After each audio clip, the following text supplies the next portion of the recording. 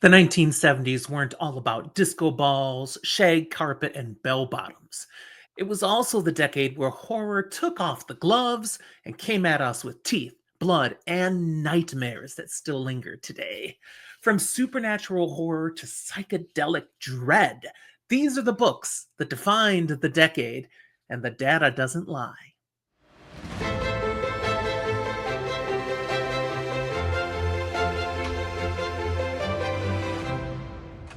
Welcome back to Fantasy for the Ages. I'm Jim, the father of this channel that I do with my son Zach, where we talk about fantasy, science fiction, horror, and other nerdy things that we enjoy. This is the continuation of my brand new series, ranking the three best horror novels of each year through the decades. If you missed the first episode where I covered the 1960s, I encourage you to go back and check out those incredible, terrifying books. But today, we're diving into the 1970s, a decade where horror went mainstream, hit bestseller lists like never before, and spawned stories to continue to haunt pop culture. Now, just like the last time, remember, these rankings are not my opinion. I mean, I do agree with many of them, but it's not based just on my personal thoughts. I let the numbers do the talking. Each list is determined by a formula that gives the most weight to long-term sales, then to award recognition and critical acclaim, and finally to the fan ratings averaged from across Goodreads, Amazon, and Storygraph. Add all of that up, what you get is a definitive data-backed ranking of horror greatness. Oh, this 1970s decade. Some delicious, delightful, deadly horror to explore. Let's dig in. We start with 1970. In third place, Fengriffin, A Chilling Tale by David F. Case. This is gothic horror of a supernatural style and is a standalone novella. A newlywed moves into the ominous Fengriffin Manor, where an ancient family curse stalks her through memories, nightmares, and the mansion's walls. The psychological dread gradually shifts into physical horror as the specter of revenge refuses to rest. A compact gothic story that builds tension from ancestral guilt and claustrophobic atmosphere. It's punchy, concise, and chilling, enough to inspire the film, and now the screaming starts. Second place for 1970 is The Possession of Joel Delaney by Ramona Stewart. This is supernatural horror and a psychological thriller and is a standalone novel. A wealthy Manhattan woman fears her brother may be possessed, not by a demon, but by the spirit of a violent serial killer. As she digs deeper into his strange behaviors, she must confront the terrifying possibility that evil can cross the boundary between life and death. The novel's tension escalates through psychological ambiguity and urban dread. Its blend of horror, New York setting, and psychological ambiguity predates The Exorcist and offered a fresh take on possession tropes. But first place for 1970 goes to The Horror in the Museum and Other Revisions by H.P. Lovecraft. This is a fantasy horror anthology of Lovecraft revised tales and is a standalone collection. What we have here is a posthumous anthology of stories originally written by various pulp authors, but revised or partially rewritten by H.P. Lovecraft, assembled now into a single volume. Each tale, like The Horror in the Museum or The Curse of Yig, resurfaces Lovecraft's eldritch touch, blending weird fiction, fantasy, and horror. The collection offers a kaleidoscope of reimagined dread and uncanny imagery. Continuing on to 1971, our third place book, based on the data, is A Dark Corner by Celia Dale. This is domestic supernatural horror and a standalone novel. A hopeful young man just arriving in London is taken in by an elderly couple whose warmth masks a growing dread. As he settles into their home, subtle absurdities and polite insistence sour into something oppressive and inescapable. Bram-like intimacy gives way to a chilling reveal about how evil can lurk behind the most ordinary facades. Critics praise Dale's skill at building tension within everyday domestic settings, fear that creeps in through polite smiles and locked doors. Dale is a master of unseen menace. The second place novel for 1971 is The Other by Thomas Tryon. This is psychological horror and is a standalone novel. Set in 1935 New England, the novel follows 12-year-old twins, one kind, one disturbing, as they navigate creeping horror that strains the bonds of family. The sinister twins' actions ripple outward in a story suffused with innocence and malevolence, where perception and reality blur. It's a slow burn childhood nightmare magnified through rural fragility. Haunting and atmospheric, Tryon's work melds psychological nuance and gothic sensibility. No overt gore, just unshakable dread. But the best book for 1971, hands down one of the greatest of the decade, is The Exorcist by William Peter Blatty. Supernatural horror is its genre, and it's a standalone novel, though it spawned a franchise.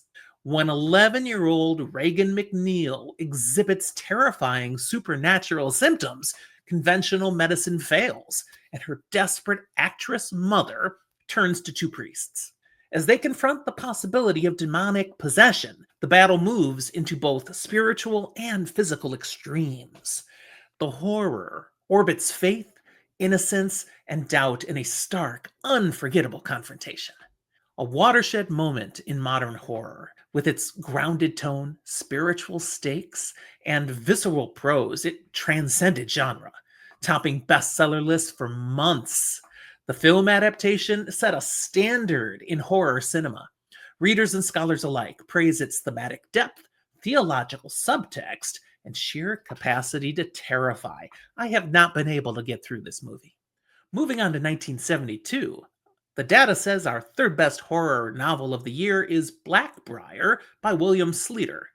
This is supernatural young adult horror and is a standalone novel.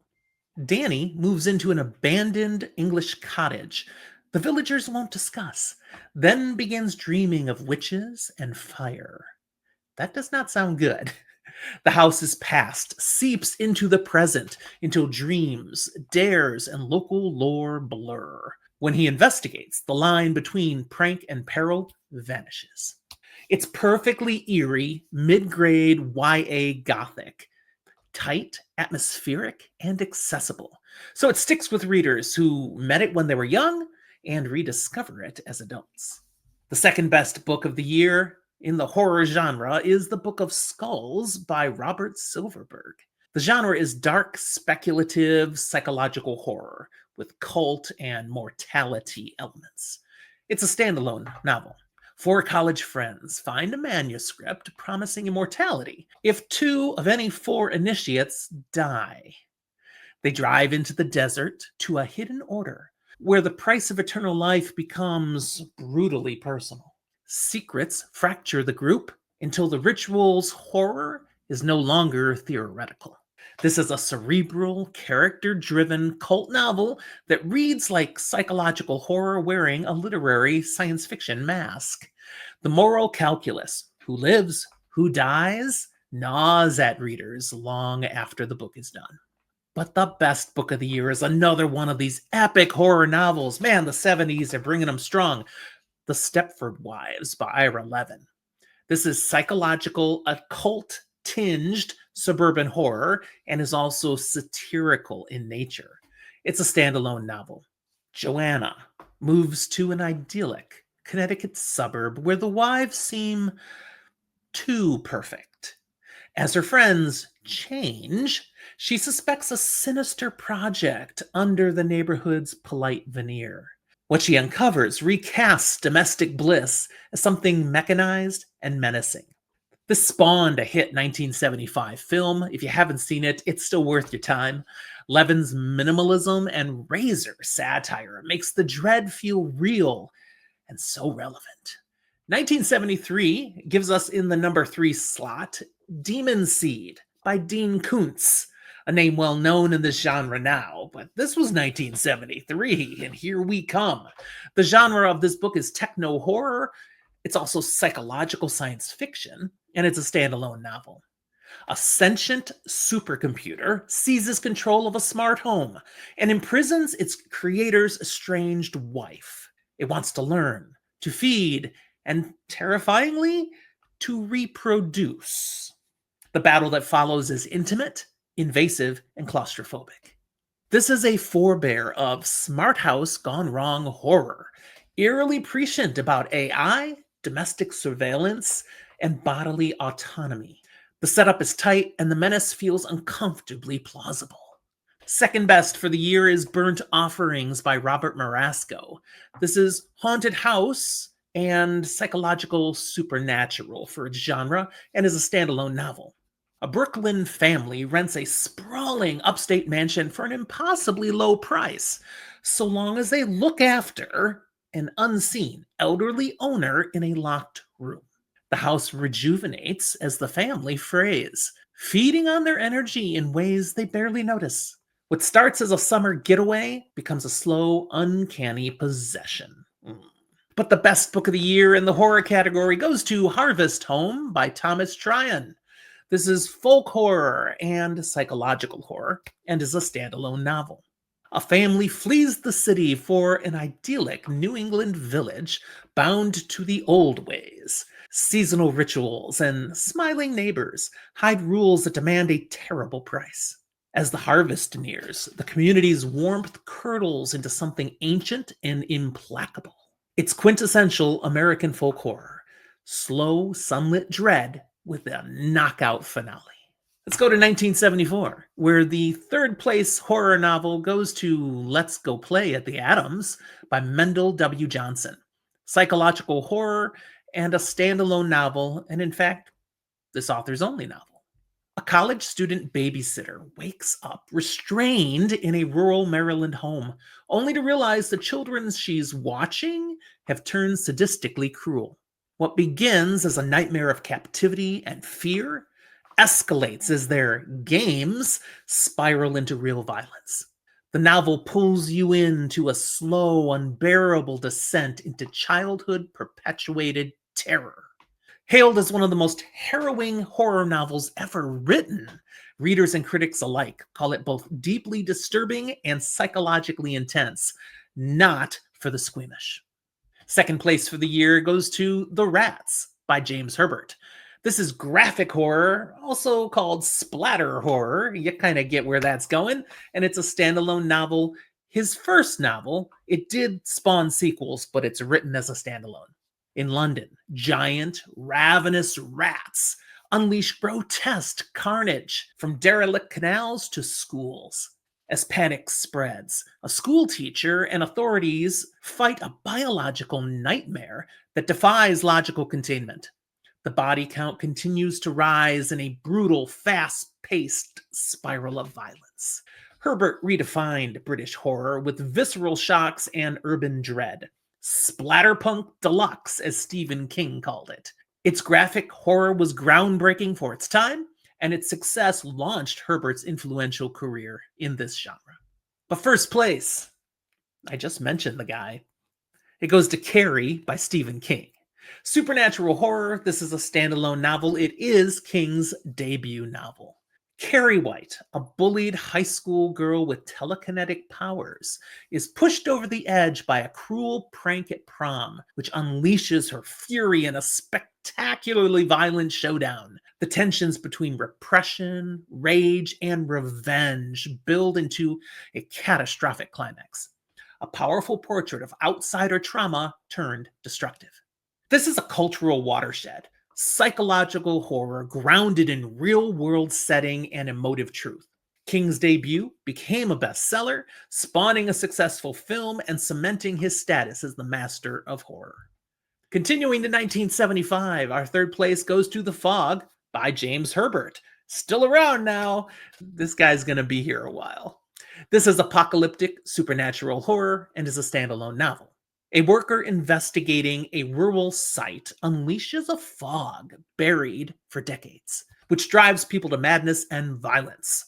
The haze grows with a mind of its own, transforming ordinary citizens into killers across the countryside. As society unravels, one man must confront the fog's insidious intelligence. Second book of the year goes to Audrey Rose by Frank D. Fallida. This is psychological supernatural horror and is a standalone novel as it's written, but there was a 1982 sequel added on. A couple's peaceful life shatters when a stranger claims their daughter is the reincarnation of his deceased child, sparking terrifying night terrors and premonitions. The psychological and supernatural collide as the family confronts forces beyond understanding. Emotion, grief, and metaphysical questions intertwine with haunting dread. A mainstream bestseller with over 3.5 million copies sold, Audrey Rose blended the paranormal with family drama in a way that resonated emotionally and viscerally. The 1977 film adaptation amplified its impact in popular horror culture. But number one for the year is one of my favorite horror novels of all time, Salem's Lot by Stephen King. This is supernatural horror, a vampire tale, and is a standalone novel.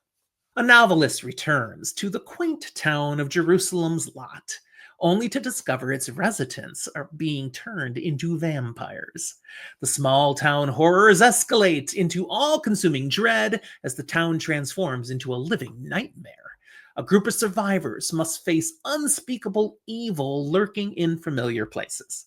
This novel cemented King's status and revitalized vampire horror with psychological depth and emotional stakes. 1976 brings us in third place, Incubus by Ray Russell, a name we saw back in the 60s. This is a supernatural horror novel and is a standalone. In a quiet California community, a series of brutal rapes and murders confound authorities. A haunting suspicion emerges that supernatural forces, rather than a human predator, may be behind the atrocities. As the horrifying truth emerges, the community's fragile innocence crumbles amid eerie possibility. The atmosphere of rural dread and its gruesome climax resonate with classic horror fans. Number two for the year is Magic by William Goldman. Psychological horror and a thriller, this is a standalone novel. Corky Withers, an insecure magician, finds success when he incorporates Fats, an irreverent ventriloquist's dummy, into his act. As Fats grows in control, Corky's reality unravels, blurring lines between performer and puppet. The mental collapse culminates in chilling revelations about identity and control. But the number one horror book of this year is Night Chills by Dean Koontz. Suspense horror with sci-fi undertones, this is a standalone novel. Paul Annandale brings his children to a New England camping trip that ventures darkly off script when the town's water becomes subliminal mind control testing ground. An insidious campaign infects the populace, unleashing chaos beneath ordinary facades. Paul must unravel the conspiracy or lose himself and the town to manipulative control. Night Chills remains a standout early Koontz novel. Its chilling concept and fast-paced descent into paranoia resonate with psychological horror fans. It highlights Koontz's flair for blending sci-fi eeriness with everyday dread. Moving to 1977, our third place novel goes to Our Lady of Darkness by Fritz Leiber. This is an occult urban fantasy with supernatural horror themes throughout and is a standalone novel.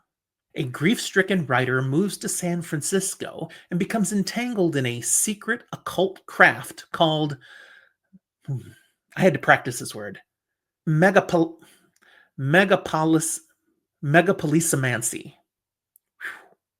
That's not easy to say, which is revealing cities' psychic energies. His investigations awaken ancient, malevolent forces tied to urban myth and emotional residue. The city itself becomes a haunted character, where architecture and emotion merge into supernatural dread. Lieber blends intellectual horror with urban folklore in a richly atmospheric tale. Its unique concept of megapolisomancy, You try saying that word. Appeals to readers seeking intelligent, uncanny horror wrapped in literary texture. Second place for the year is a challenging novel, but oh my goodness, it was popular in the time. Rage by Richard Bachman, who's actually Stephen King. This was the first novel King published under this pseudonym, back when publishers were simply unwilling to publish more than one book a year from an author, and King was just pumping them out, so fine, I'll make up a guy. And we get Richard Bachman. This is a psychological thriller horror novel and is a standalone. A high school student takes his algebra class hostage after snapping under pressure, initiating a chilling psychological standoff. Each harrowing moment becomes a twisted rehearsal for authority, fear, and lethal breakdown.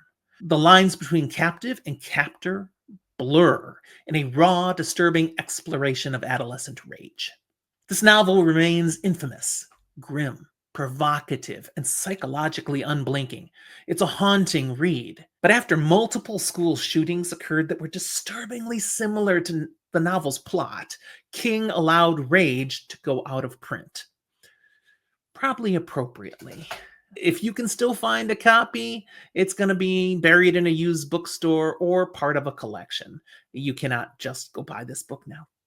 First place for the year is also Stephen King, but a very different novel, The Shining. Supernatural horror. This is a standalone, though it spawned a major franchise and sequels. Jack Torrance becomes caretaker of the isolated Overlook Hotel for the winter, dragging his family into snowbound seclusion. His young son's psychic shining reveals the hotel's sinister history and supernatural presence. As isolation and malevolent forces converge, the family's fragile normalcy shatters in violent terror. The Shining is one of horror's all-time classics. Psychological dread, iconic imagery, the hedge mage, here's Johnny, and King's memorable characters converge to stunning effect. Its cultural and literary impact detonated King's career and redefined modern horror. For 1978, the third place horror novel of the year by the numbers is The Cult by Max Ehrlich. This is horror and a cult thriller and is a standalone novel. A family enlists a deprogrammer to rescue their son from a powerful cult, only to find the cult's hold may run deeper than tactics. It's woven into the shadowy fabric of society. Psychological games and legal machinations escalate until the true reach of the cult becomes terrifyingly clear. The novel culminates in a courtroom confrontation where truth battles belief. Second place for the year is The House Next Door by Anne Rivers Siddons. This is Southern Gothic haunted house horror and is a standalone novel. A new, ultra-modern house is built next to a serene Atlanta neighborhood, only to bring scandal, madness, and ruin to every occupant and visitor. Its architectural perfection cloaks resonant, uncanny malevolence. Attempts to expose the house's evil become self-destructive as power protects itself through terror. Combining Southern charm with mounting dread, this is a haunted house story grounded in social decay and emotional collapse. But the best book of the year in the horror genre is one of my all-time favorite novels, The Stand by Stephen King. This is post-apocalyptic, dark fantasy, and horror. It's a standalone novel, although this was the abridged version that the publishers would allow at this time. Many years later, Stephen King published a fully unabridged version when they were like, whatever you want, Mr. King, and I do prefer the longer version. A weaponized flu decimates the population, leaving survivors to rebuild or surrender to new masters. The remnants of humanity coalesce into two factions, one embodying hope and community, the other evil and domination. The final showdown is both cosmic and intimate, testing faith and free will. This is an epic scale horror masterpiece. weaving apocalypse, morality, and myth into one sweeping narrative. Its influence on horror and speculative fiction is monumental. Our final year of the 70s, 1979, gives us in third place The Totem by David Morrell. This is horror of a virus outbreak thriller style.